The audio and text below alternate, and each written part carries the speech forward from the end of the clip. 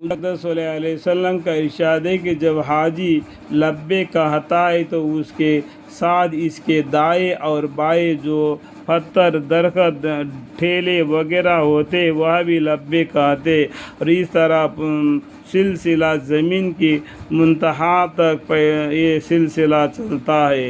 یعنی متعدد حدیث میں آیا ہے کہ لبیک کا کہنا حج کا شعار ہے۔ ایک حدیث میں آیا ہے کہ حضرت موسیٰ علیہ السلام جب لبیک کہتے تھے تو حق تعالیٰ شانہ جواب میں فرماتے لبیک یا موسیٰ علیہ السلام۔ حاجی کی ایک لبیک ہی نہیں، اسی کے ہر چیز میں مستقل اجر و فضیلت ہے۔ ایک حدیث میں آیا کہ حضرت عبداللہ بن عمر رضی اللہ عنہ فرماتے کہ میں نے حضور اقدس صلی اللہ علیہ وسلم کی خدمت میں مینا کے مسجد میں حاضری تھا کہ دو شخص کے ایک انصاری اور ایک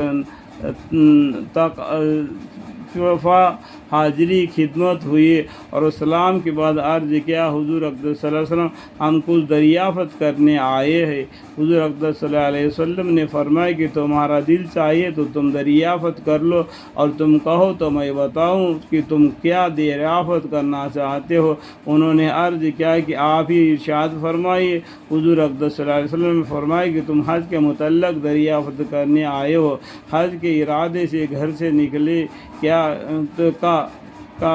ثواب ہے، اور طواف کے بعد 2 رکعت پڑھنے کا کیا فائدہ، اور صفا و مروہ کے درمیان دوڑنے کا کیا ثواب ہے، اور عرفات پر ٹھہرنے اور شیطان کے کنکریاں مارنے کا اور قربانی کرنے کا اور طواف زیارت کرنے کا کیا ثواب ہے۔ انہوں نے عرض کیا کہ اسی پاک ذات کی قسم جس نے آپ کو نبی بنا کر بھیجا ہے، یہی سوالات ہمارے ذہن میں تھے۔ حضور اقدس صلی اللہ علیہ وسلم نے فرمایا کہ حج کا ارادہ کر کے گھر سے نکلنے کے بعد تمہاری سواری اور اونٹنی جو ایک قدم رکھتی ہے یا اٹھاتی ہے وہ تمہارے اعمال میں ایک نیکی لکھی جاتی ہے اور ایک گناہ معاف ہوتا ہے، اور طواف کے بعد 2 رکعت کا ثواب، یعنی